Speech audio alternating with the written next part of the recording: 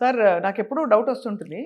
అసలు ఎందుకు ఆర్థోపెడిషియన్స్ మీ మీ మెథడాలజీని అసలు ఒప్పుకోరు? ఒకవేళ ఎందుకంటే మీరు ఇంత బాగా ఇంతమందికి చేస్తుంటే, వాళ్ళు బోన్స్ జాయింట్స్ తోటే పని కాబట్టి వాళ్ళెందుకు ఇది చేయరు?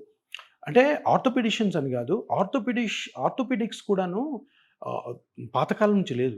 ఆర్థోపెడిక్స్ ఎప్పుడైతే ఎంటర్ అయిందో జనరల్ సర్జన్స్ అపోజ్ చేశారు. అవును. ఏదైనా కొత్త స్పెషాలిటీ వచ్చినప్పుడు రిపల్షన్ ఉంటుంది. అవునవును. ఇద్దరు ముగ్గురికి నచ్చని విషయం ఉంటుంది. అంటే చాలా మందికి నచ్చకపోవచ్చు. ఒక ఇద్దరు ముగ్గురు రైజ్ అవుతారు, అరుస్తారు, ఇది పని చేయదు, ఇది అంత మోసం అది అని చెప్పి. మేము చేస్తాం కదా. మేము ప్రతి దాంట్లో ప్రతి అవునవును. సెగ్మెంట్లో ఉంటుంది.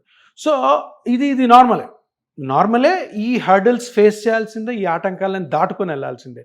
అదే విషయంలో కొంతమంది కంప్లైంట్ కూడా ఇచ్చారు కౌన్సిల్లో మేము దగ్గర ఒక 1000 నుంచి 1500 రీసెర్చ్ పేపర్స్ని కౌన్సిల్కి సబ్మిట్ చేసాం. అంటే ఎంత బాగా ఈ పిఆర్పి పనిచేస్తుంది, ఎన్ని కంట్రీస్లో ఎంత ఎక్సలెంట్ రిజల్ట్స్ వచ్చాయి, ఎన్ని రీసెర్చ్ పేపర్స్ పాజిటివ్గా ఉన్నాయి అని చేసినవి ఆర్థోపెడిషియన్సే.